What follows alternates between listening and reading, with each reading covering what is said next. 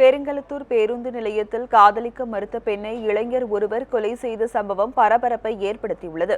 சென்னை நெடுங்குன்றம் பகுதியைச் சேர்ந்த சோனியா குழந்தைகள் காப்பகத்தில் வேலை பார்த்து வருகிறார். இவர் அதே பகுதியில் வசிக்கும் பிரசாத் என்ற இளைஞரை கடந்த 6 வருடங்களாக காதலித்ததாக கூறப்படுகிறது.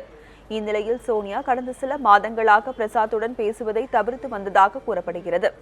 இதனால் ஆத்திரமடைந்த பிரசாத் அலுவலகம் சென்றுவிட்டு வீடு திரும்பிய சோனியாவை பெருங்களத்தூர் பேருந்து நிலையத்தில் வழிமறித்து முறையிட்டுள்ளார். ஒரு கட்டத்தில் இருவருக்கும் இடையே வாக்குவாதம் ஏற்பட்டதை அடுத்து தன்னிடம் இருந்த கத்தியால் சோனியாவின் கழுத்தை பிரசாத் அறுத்துள்ளார். படுகாயமடைந்த சோனியா சம்பவ இடத்திலேயே உயிரிழந்தார். தகவல் அறிந்த பீர்க்கன்கரணை போலீசார் சோனியாவின் உடலை மீட்டு அரசு மருத்துவமனைக்கு அனுப்பி வைத்தனர்.